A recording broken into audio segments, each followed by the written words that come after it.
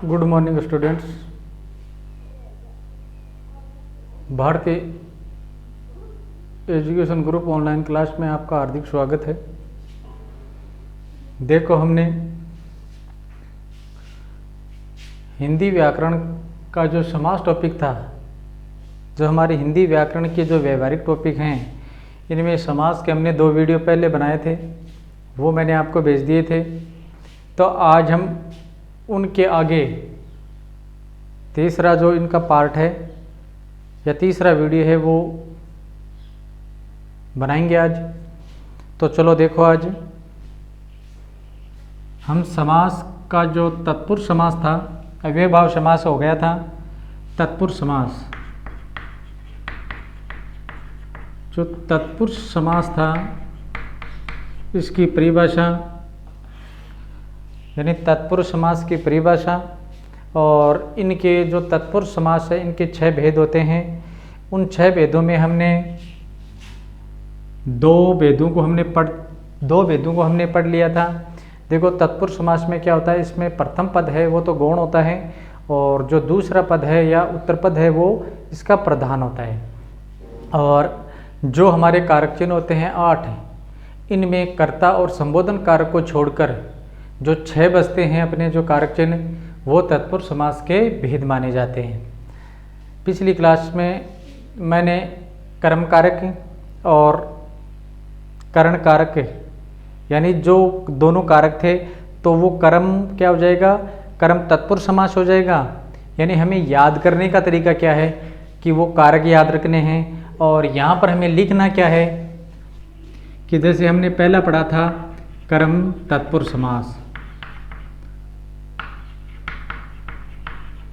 कर्म तत्पुरुष समास, ये इनके भेद हैं, इसको हमने पढ़ लिया था। दूसरा फिर करण तत्पुरुष समास,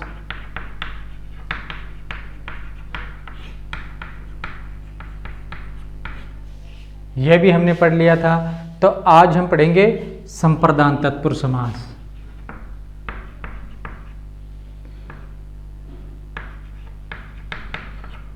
संप्रदान तत्पुरुष समास। अब देखो, जो संप्रदान कारक होता है उनका विभक्ति चिन्ह क्या होता है, संप्रदान का विभक्ति चिन्ह होता है के लिए, संप्रदान के लिए, ठीक है। अब देखो क्या है, जब इनको हम समास में प्रयोग करेंगे तो ये के लिए है, जब सामासिक शब्द है उसका समास विग्रह करेंगे तब तो के लिए रहेगा उसमें, और जब सामासिक शब्द लिखेंगे यानी सामासिक शब्द उनका लिखेंगे तो ये के लिए है, इनका लोप हो जाता है। तो संप्रदान तत्पुरुष समास की परिभाषा क्या हुई कि इसमें इनका जो विभक्ति चिन्ह के लिए है, इनका सामासिक शब्द बनाते हैं तब इनका लोप हो जाता है, और समास विग्रह करते हैं तब ये विभक्ति चिन्ह है उसमें प्रयुक्त हो जाती है। तो ये विभक्ति चिन्ह उस समय उसमें प्रयुक्त हो जाती है। तो अब देखो, हम इनके उदाहरण लेते हैं। स्नान घर, उदाहरण,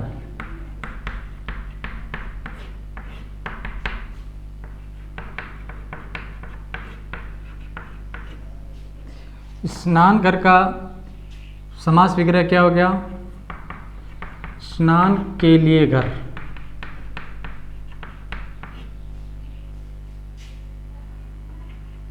रसोई घर,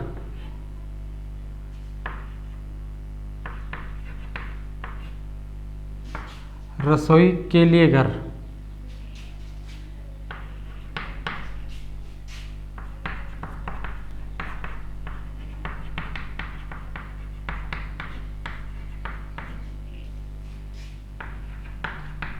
देशभक्ति,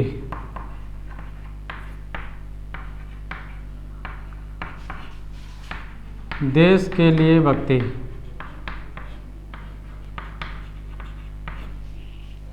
देशभक्ति, देश के लिए भक्ति, विधानसभा,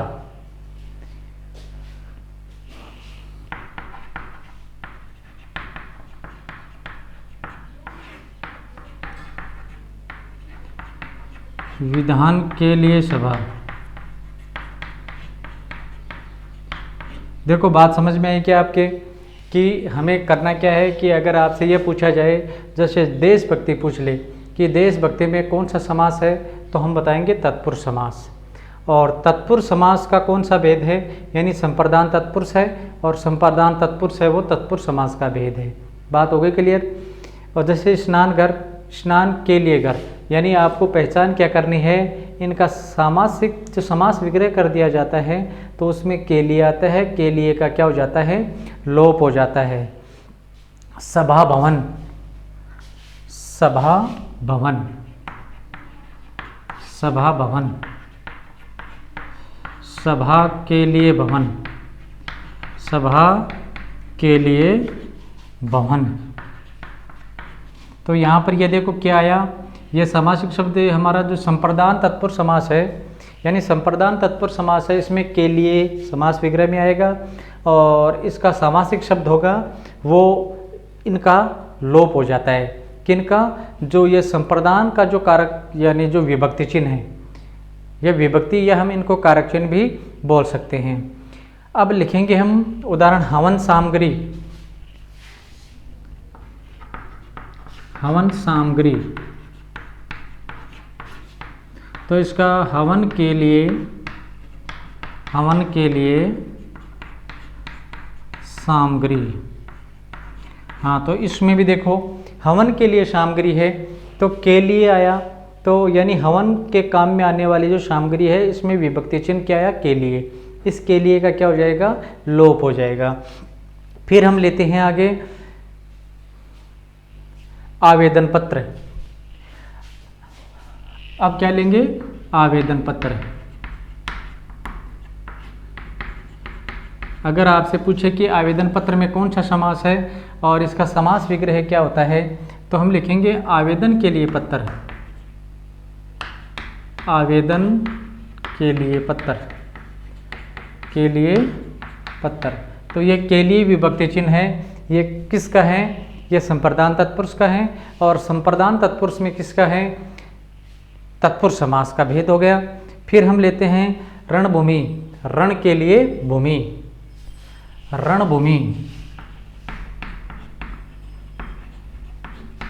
समास विग्रह क्या होगा इसका, रण के लिए, रण के लिए भूमि। तो यहाँ पर भी के लिए आया है, यानी सामासिक शब्द है जो समास विग्रह किया तो इसमें भी के लिए है, वो संप्रदान तत्पुरुष का है और संप्रदान तत्पुरुष का है तो ये हो गया तत्पुरुष समास। फिर हम लेते हैं गौशाला, गो के लिए शाला, गौशाला।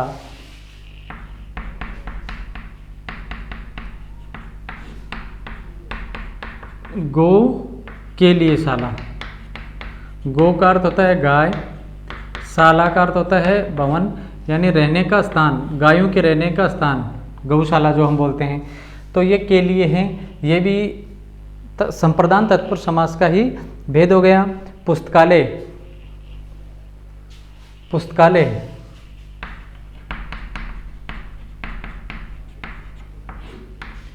पुस्तक के लिए, पुस्तक के लिए आलय, के लिए आलय। आलय शब्द का अर्थ क्या होता है, भवन, यानी जहाँ पुस्तकालय होता है वो भवन जिसमें बैठकर हम पुस्तक को पढ़ते हैं, पुस्तक के संग्रह की जाती हैं, इकट्ठी रखी जाती हैं, वहाँ लोग बैठकर आराम से अध्ययन करते हैं, वो पुस्तकालय होता है। अब हम लेते हैं गुरु दीक्षिणा। आगे वाला उदाहरण क्या लेते हैं, गुरु दीक्षिणा। समास विग्रह क्या होगा इसका, गुरु के लिए, गुरु के लिए दक्षिणा। गुरु के लिए, गुरु दक्षिणा में क्या, तो गुरु के लिए दक्षिणा। तो गुरु के लिए जो दक्षिणा होती है यानी गुरु के लिए जो गुरु को दी जाती है वो गुरु के लिए दक्षिणा होती है। तो ये के लिए आया है, ये संप्रदान तत्पुरुष समास का उदाहरण हो गया। अब हम आगे लेते हैं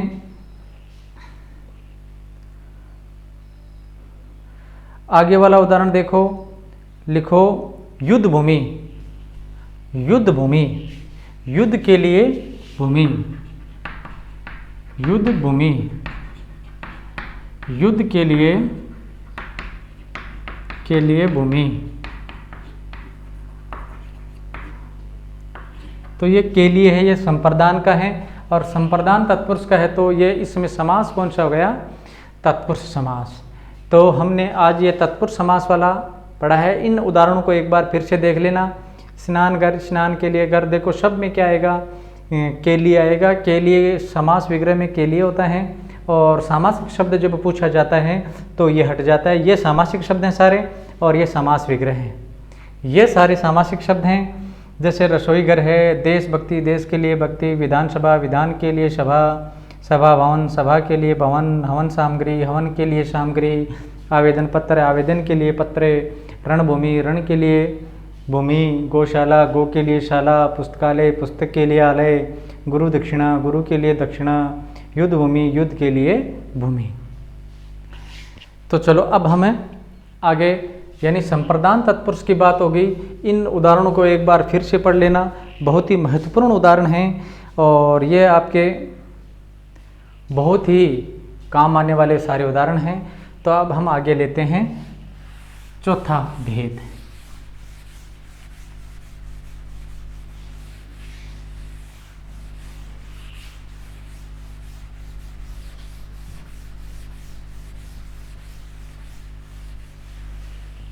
तत्पुरुष समास का चौथा भेद, यानी आपको कारक चिन्ह सारे याद करने हैं, उसी के अनुसार हम आगे लेंगे अपादान तत्पुरुष समास।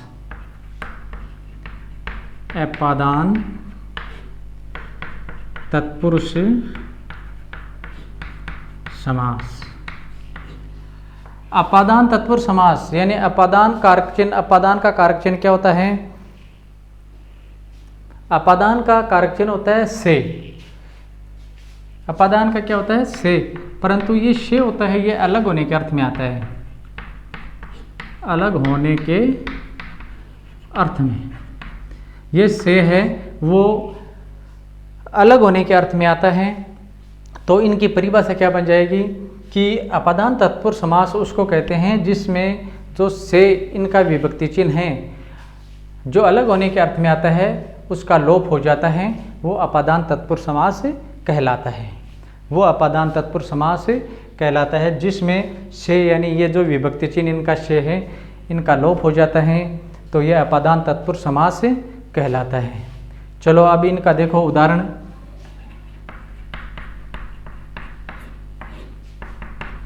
अब हमें से देखो कर्ता ने कर्म को करण से, यानी करण में भी से आता है, वो भी इनका विभक्ति चिन्ह है, परंतु अपादान का भी से है, परंतु ये क्या है? अलग होने के अर्थ में है।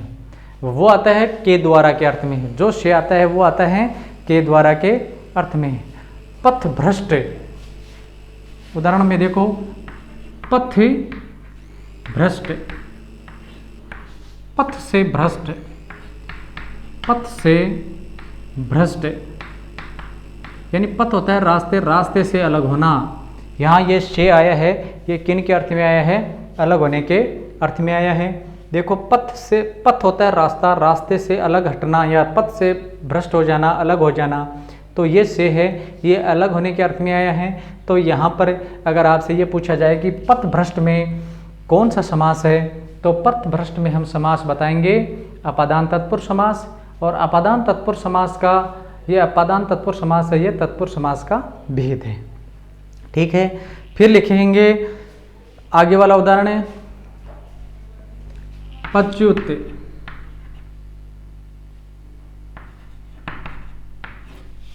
आगे वाला उदाहरण क्या लेंगे? पदच्युत, यानी पद से च्युत, यानी पद से हटना, अलग होना। च्युत शब्द का अर्थ क्या होता है? अलग। पद यानी जिस पद पर भी जो विद्यमान है, जिस पद पर भी जो विद्यमान है वो पद से अलग हो जाता है, हट जाता है, तो यहाँ पर ये अपादान तत्पुरुष समास है और ये तत्पुरुष समास का भेद बन जाएगा। फिर हम आगे वाला पढ़ते हैं कामचोर। कामचोर।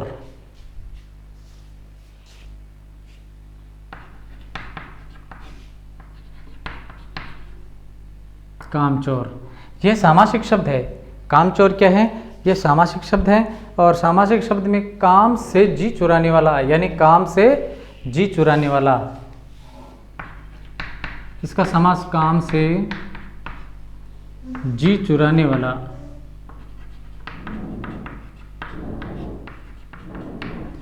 देखो कुछ उदाहरण हमें ऐसे मिलते हैं। बाकी तत्पुरुष समास में क्या होता है, यानी जो हमें सामासिक शब्द में दिया गया है वैसा का वैसा ही यानी उसका समास विग्रह किया जाता है, परंतु कुछ शब्द ऐसे हैं यानी जैसे कामचोर है, यहाँ आना चाहिए काम से चोर, यानी काम से चोर तो इसका कोई सामासिक शब्द नहीं बनता, तो तब इसका हम समास विग्रह करते हैं तो काम से जी चुराने वाला, यानी काम से जी चोरने वाला।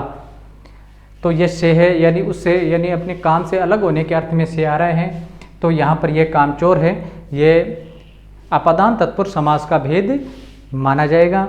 अब हम देखेंगे नेत्रहीन, नेत्र से हीन, नेत्रहीन, नेत्र से सॉरी नेत्रहीन, इसका क्या बनेगा समास विग्रह? नेत्र से हीन, यानी जो जिनको दिखाई नहीं देता है, नेत्र से हीन होता है जिसको दिखाई नहीं देता है, तो वो नेत्रहीन में आ जाएगा। यह अपादान तत्पुरुष समास का भेद हो जाएगा। फिर हम लेते हैं जल शून्य, जल से शून्य, जल शून्य, जल से शून्य। फिर आगे वाला हम उदाहरण लेते हैं ऋण मुक्त, ऋण से मुक्त, ऋण मुक्त, ऋण से मुक्त, यानी जो ऋण से मुक्त हो जाता है। ऋण होता है किसी से हमने ऋण ले रखा है, उधार ले रखा है, उससे जो मुक्त होते हैं तो वो ऋण मुक्त यानी अपादान तत्पुरुष समास का भेद बन जाता है। फिर हम लेते हैं सेवानिवृत्त, सेवा से निवृत्त, सेवानिवृत्त, सेवा से निवृत्त। सेवा से निवृत्त होता है जो सेवा देते हैं या जो काम कर रहे हैं उससे अलग होना या उससे छोड़ देना, सेवा निवृत्त। तो यह से अलग होने के अर्थ में है, तो यहाँ यह अपादान तत्पुरुष समास का भेद बन जाएगा। फिर लिखते हैं हम पाप मुक्त, पाप से मुक्त, पाप मुक्त, पाप से मुक्त, ये हो गया पाप से मुक्त यानी पाप से मुक्त होना, तो ये अपादान तत्पुरुष का तत्पुरुष समास का भेद बन जाएगा। फिर सेवा मुक्त, सेवा एक तो सेवा निवृत्त होता है, एक सेवा से मुक्त होना, अलग होना। जी भाई जैसे मान लो कोई एक तो सेवा निवृत्त होता है यानी कोई भी सरकारी कर्मचारी है, यानी वो अपनी नौकरी करता है, नौकरी के बाद में जब उनका पूरा समय हो जाता है यानी जो संविधान के अनुसार जो समय है उसके अनुसार उसे सेवानिवृत्त होना पड़ता है, सरकार उसे सेवानिवृत्त कर देती है। और एक होता है सेवा मुक्त, जैसे हम किसी की सेवा कर रहे हैं यानी अपने माता पिता की सेवा कर रहे हैं और उसे की सेवा से मुक्त हो जाते हैं। अर्थात कहने का अर्थ है दोनों अर्थों, दोनों शब्दों का या सामासिक शब्द हैं, दोनों का अर्थ अलग अलग है। फिर हम लेते हैं उदाहरण देश निकाला। एक उदाहरण और देखो, देश निकाला, निकाला, देश से निकाला, देश से निकाला। कई बार क्या है किसी व्यक्तियों को पहले देश निकाला, जैसे राजा महाराजाओं के समय में क्या होता था कि देश निकाला दे दिया जाता था, ये एक दंड के रूप में दिया जाता था, यानी देश से या राज्य से निकाल दिया जाता था और या देश से निकाल दिया जाता है, तो वो देश निकाला यानी देश से अलग होने के अर्थ में आता है। तो यह अपादान तत्पुरुष समास में तत्पुरुष समास का भेद माना जाएगा। तो देखो एक बार फिर इनको हम देखते हैं। ये हमारा जो समास है, समास में सबसे महत्वपूर्ण समास में तत्पुरुष समास का भेद माना जाता है। एग्जाम में, कंपटीशन एग्जाम में, परीक्षा में लगभग इन्हीं में से प्रश्न पूछने की संभावना पूरी बनी रहती है। तो देखो अपदान तत्पुरुष समास में से इनका कारक चिन्ह है, ये अलग होने के अर्थ में है। और पथ भ्रष्ट, पथ से भ्रष्ट, पच्युत, पथ से च्युत अलग होना, कामचोर, काम से जी चुराने वाला, नेत्रहीन, नेत्र से हीन, जल शून्य, जल से शून्य, ऋण मुक्त, ऋण से मुक्त, सेवानिवृत्त, सेवा से निवृत्त, पाप मुक्त, पाप से मुक्त, देश निकाला, देश से निकाला। तो चलो बेटे आज की वीडियो यानी आज की इस क्लास में हमने ये 2 टॉपिक 2 बिंदु हमने अपने पूरे किए हैं और आगे वाली क्लास में हम जो तत्पुरुष समास है तत्पुरुष समास को कंप्लीट करेंगे। ओके, धन्यवाद। आप पूरे वीडियो को देखा करो। Thank you.